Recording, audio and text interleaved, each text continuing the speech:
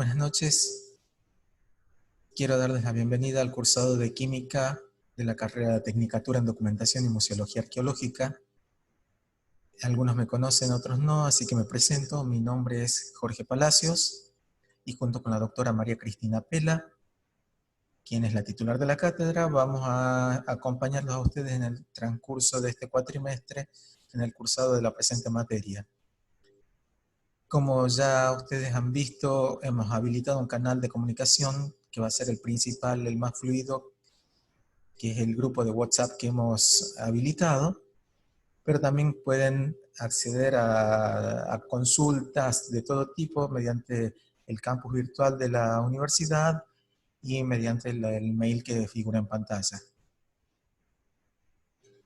Para comentarles un poco más acerca de la materia, los horarios que hubiésemos tenido si las circunstancias hubiesen sido normales son los que estamos mostrando en la diapositiva.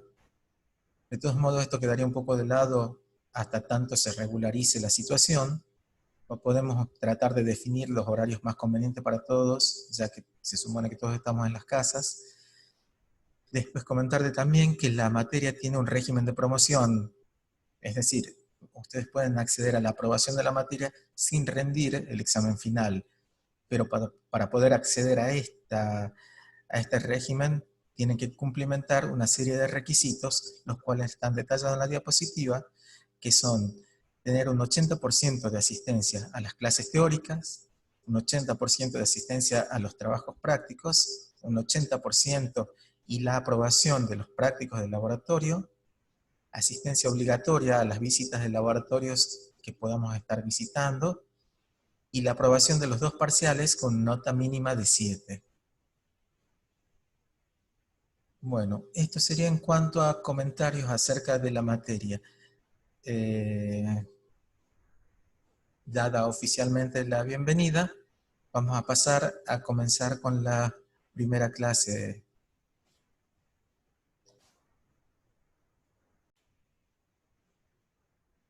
Conceptos básicos de química. En esta unidad temática vamos a abarcar los siguientes temas: clasificación y estructura de la materia, propiedades más importantes, cambios físicos y químicos de la materia. Tenemos que definir entonces materia, y la podemos definir como el componente físico del universo. También podemos decir que materia es cualquier cosa que tiene masa y ocupa espacio. También es importante definir un sistema material. Un sistema material va a ser toda porción del universo que es aislada para su estudio experimental y que tiene masa. Podemos decirlo de otra forma, como que es una porción del universo que se desea observar o considerar. El sistema material puede tener límites reales o imaginarios.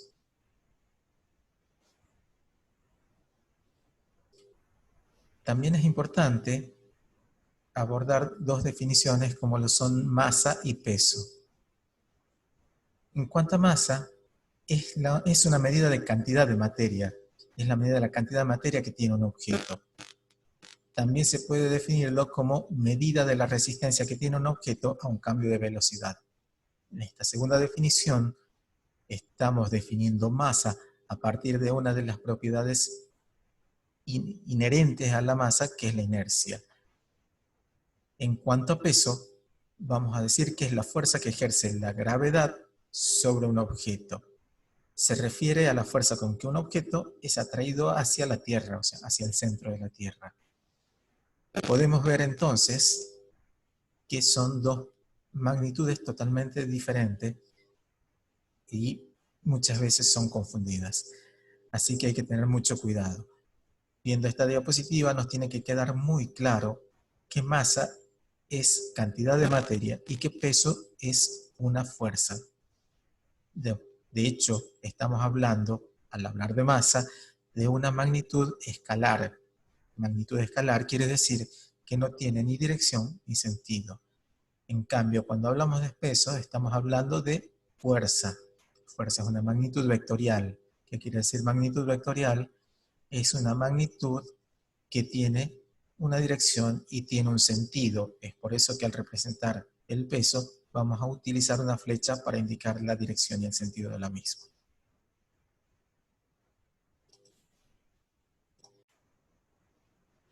Para aclarar o reafirmar un poco más acerca de estos conceptos, vamos a hablar un poco más. Vemos en esta diapositiva que nos dice que la masa es la materia que tienen los cuerpos, como ya habíamos visto, y se va a relacionar obviamente con el número de partículas que lo conforman. La masa se puede medir en gramos, libras, kilogramos, onzas, toneladas, etc., según el sistema en el cual estemos trabajando.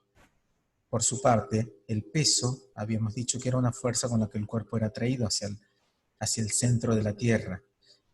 Y esto iba a depender de la masa del cuerpo.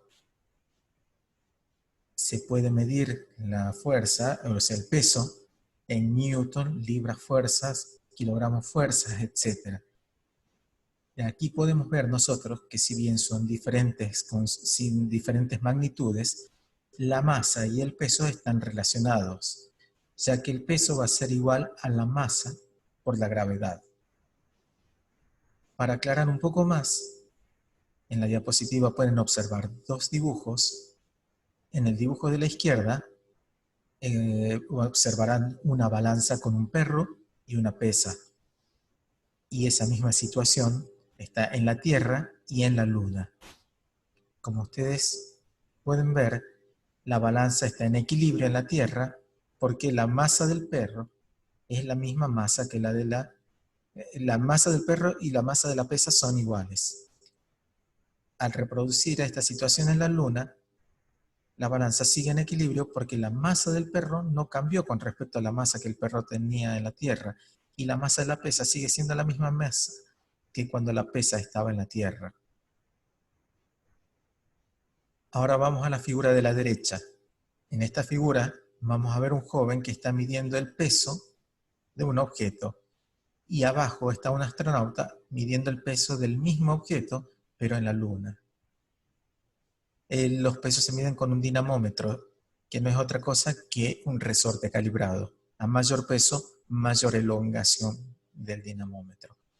El joven obtiene que dicho objeto pesa 98 newtons en la Tierra.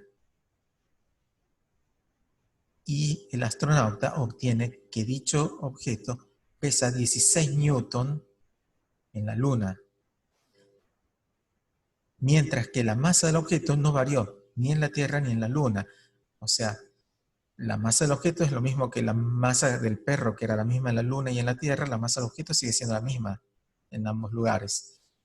Lo que varió es que la Tierra, al tener una masa mucho más grande que la de la Luna, atrae con mayor fuerza a ese objeto. Y la Luna, al tener una masa muy inferior a la de la Tierra, va a atraer con menos fuerza al objeto, a pesar de que el objeto tiene la misma masa en las dos circunstancias.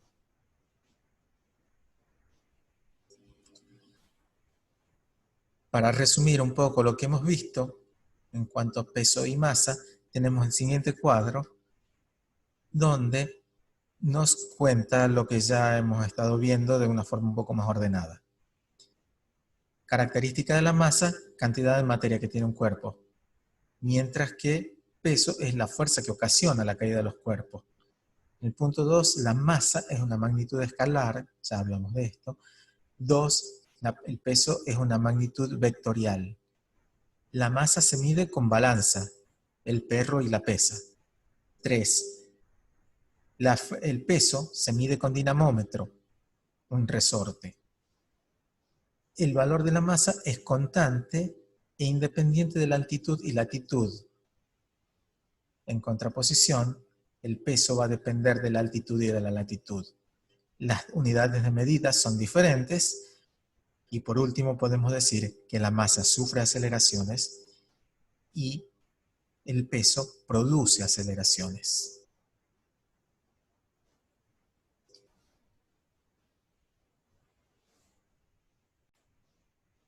Ahora vamos a definir sustancia. Sustancia es una forma de materia que tiene composición constante y definida, es decir, igual número y tipo de unidades fundamentales presentes. Y obviamente va a tener propiedades distintivas. Una sustancia podría ser el agua, que está representada, que está constituida por hidrógeno y oxígeno. La famosa H2O que nosotros vimos escrita es 2 átomos de hidrógeno por cada átomo de oxígeno.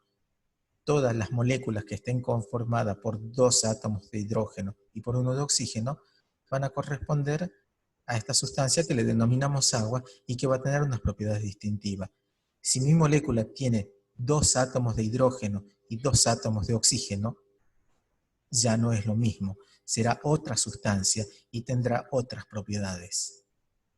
Otro ejemplo de sustancia podría ser el conocido dióxido de carbono, CO2, un átomo de carbono por cada 2 átomos de oxígeno.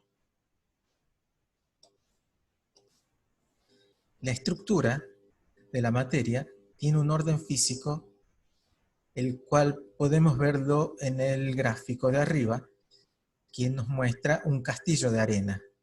Si nosotros nos enfocamos, esa es la visión macroscópica, si nosotros vamos a una porción más chiquita, más chiquita, más chiquita, y nos enfocamos en eso, vamos a ver que está constituido por granos de arenas, por granos de arena. Si nos enfocamos en el interior de ese grano de arena, vamos a ver que está formado por cristales. A su vez, este cristal va a estar conformado por átomos. Y estos átomos, a su vez, están conformados por un núcleo y por los electrones. El núcleo del átomo está formado, a su vez, por protones, neutrones y alguna otra partícula.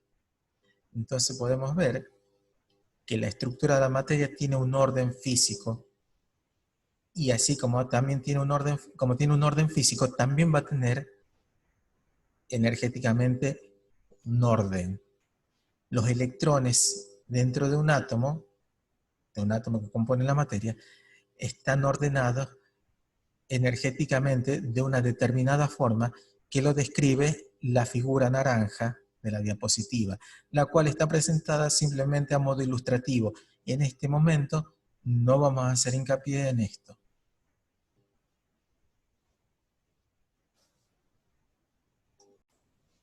Ahora vamos a hablar de las propiedades de la materia, las cuales quedan determinadas por sus estructuras.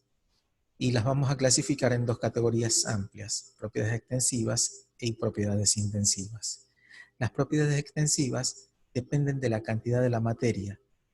Los valores de una misma propiedad extensiva se pueden sumar, es decir, son aditivas. Ejemplos: la masa, el volumen, la capacidad calorífica. Propiedades intensivas, por contraparte, son independientes de la cantidad de materia considerada. No van a ser aditivas. Y ejemplos serían la temperatura, densidad, punto de ebullición, etc. Cuando lo leemos puede resultar como un poco complicado de comprender, pero con unos ejemplos se va a aclarar todo.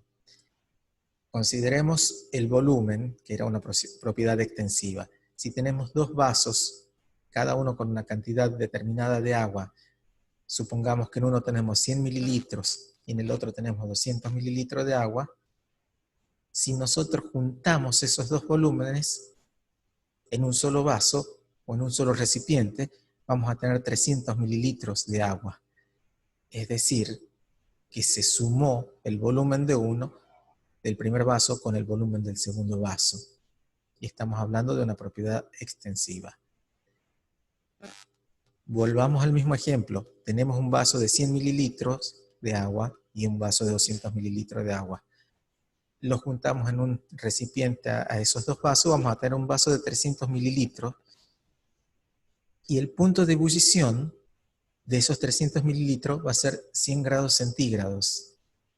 Mientras que el punto de ebullición del agua que estaba en el vaso 1 era 100 grados centígrados, y el punto de ebullición del vaso de agua número 2 también era 100 grados centígrados. Entonces el punto de ebullición es una propiedad intensiva, es propia de esa sustancia y no es aditiva, porque yo tenga 100 mililitros, 200 mililitros o 300 mililitros, no me importa la cantidad de agua que yo tenga, el punto de ebullición seguirá siendo siempre el mismo.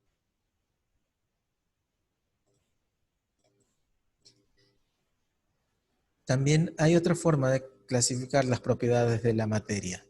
Podríamos clasificarla por sus propiedades químicas y por sus propiedades físicas. Las propiedades físicas son respuestas que tiene a estímulos que no cambian la composición de la sustancia. Yo puedo medir y observar sin modificar la composición o la identidad de la sustancia. Ejemplo de propiedades físicas, son densidad, volumen, calor específico, punto de fusión, punto de ebullición. Por otra parte tenemos las propiedades físicas, las cuales describen la transformación de una sustancia en otra o la interacción de una sustancia con otra. Describen un cambio químico o lo que vamos a llamar una reacción química. Un ejemplo lo vemos en el último renglón de la diapositiva, donde tenemos hidrógeno, representado como H2, oxígeno, representado como O2, y agua, representada como H2O. Todas tienen un paréntesis con una G, lo cual indica que están en estado gaseoso estas tres sustancias. Nosotros vamos a ver una suma y una flechita. Esta flechita se llama flecha de reacción, y lo que está hacia la izquierda de la flecha se van a llamar reactivos, y lo que va a estar hacia la derecha de la flecha se va a llamar producto. Y me está indicando que si yo combino o si yo sumo hidrógeno y oxígeno en una determinada proporción, voy a tener la tercera sustancia, que es H2O, agua.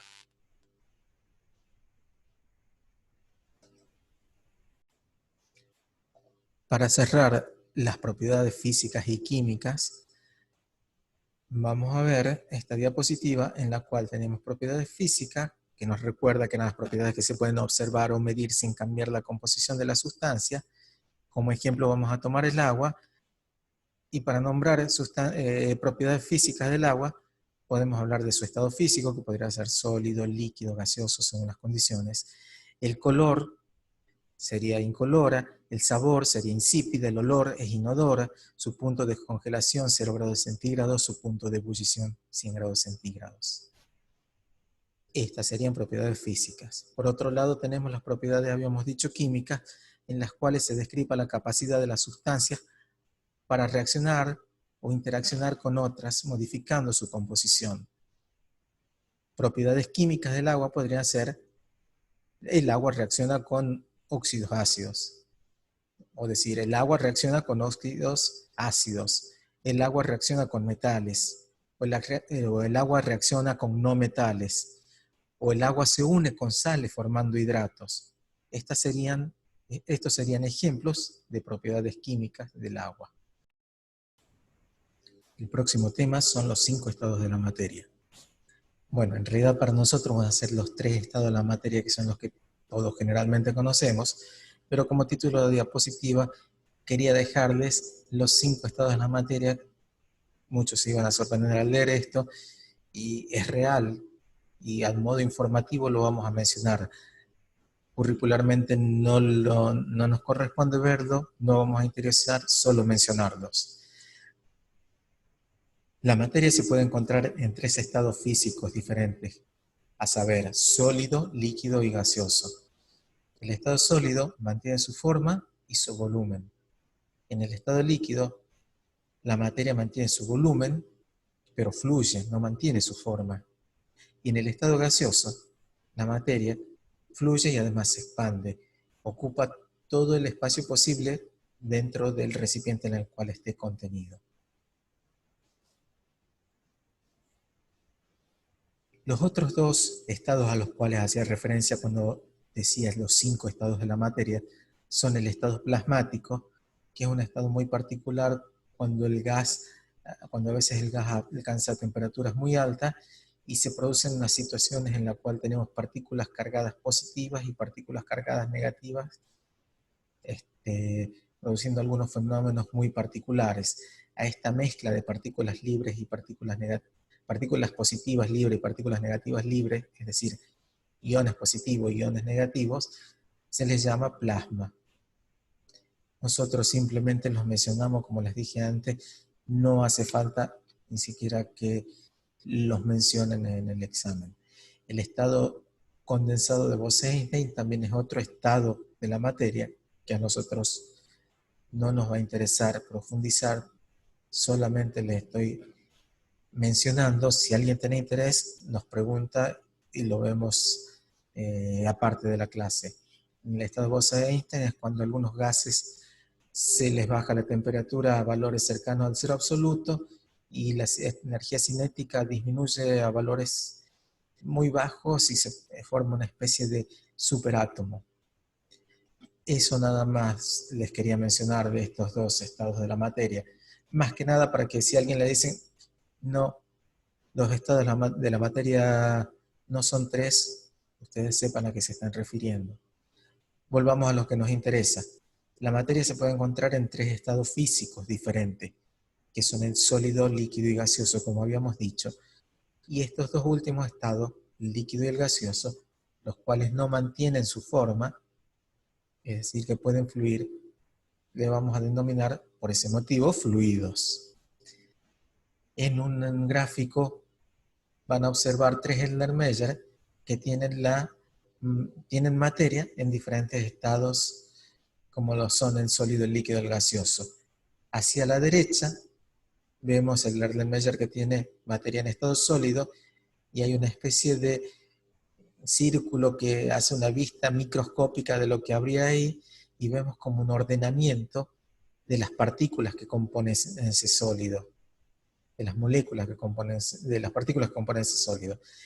En el Erlenmeyer del medio vamos a ver en ese acercamiento microscópico unas pelotitas que van a representar las moléculas que componen ese líquido y su ordenamiento va a ser, no es el mismo ordenamiento que veíamos en el estado sólido, ya no existe ese ordenamiento, pero todavía las partículas esas, las moléculas, se encuentran juntas entre sí. Tienen mayor grado de libertad de movimiento. En el tercer Erlenmeyer vamos a encontrar la materia en estado gaseoso. En el círculo que representaría la visión microscópica, vamos a ver que las moléculas que componen, que integran esa materia en estado gaseoso, ya están separadas unas de otras y tienen una alta energía cinética, es decir, tienen movimiento entre ellas y que han ocupado todo el volumen del recipiente. El estado en el cual se va a encontrar la materia va a depender de las condiciones de temperatura y presión a las cuales esté sometida. Este es un cuadro comparativo de las características de la materia según se encuentren en estado sólido, líquido o gaseoso. En la primera línea, los sólidos no tienen forma propia, los líquidos no tienen forma propia, al igual que los gaseosos. Los cuerpos sólidos tienen volumen propio, mientras que los cuerpos en estado líquido también tienen un volumen propio, pero no así los cuerpos en estado gaseoso. En el estado sólido los cuerpos prácticamente son incompresibles. En el estado líquido son mínimamente compresibles y en estado gaseoso la materia es muy, muy compresible. En el estado sólido se dilata muy poco, los cuerpos en estado líquido, la dilatación es mayor que los sólidos y mucho menor que en la de los gases, y en los gases la dilatación es mucho más que en los sólidos y en los líquidos. Finalmente tenemos un cuadro comparativo de los tres estados, también está agregado el plasma, no nos interesa, de la materia, para que ustedes puedan analizarlo al leerlo.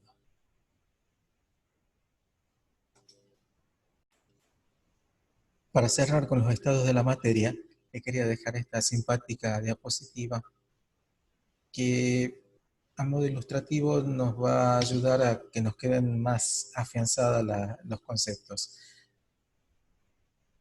En el cuadro número 1 representa el estado sólido y muestra cómo unos átomos están tomados de la mano, representando que existe un equilibrio entre las fuerzas de atracción y repulsión y el orden que hay en este estado. En el cuadro número 2 vemos que ya los átomos carecen de una posición física, pero existe una cierta relación entre ellos y que tienden a adoptar la forma del recipiente que los está conteniendo. En el cuadro número 3 vemos que ya la interacción entre los átomos se ha perdido y es casi nula entre ellos, y que tienen una alta energía cinética y que están ocupando todo el volumen, en este caso del globo, que sería el recipiente que los contiene.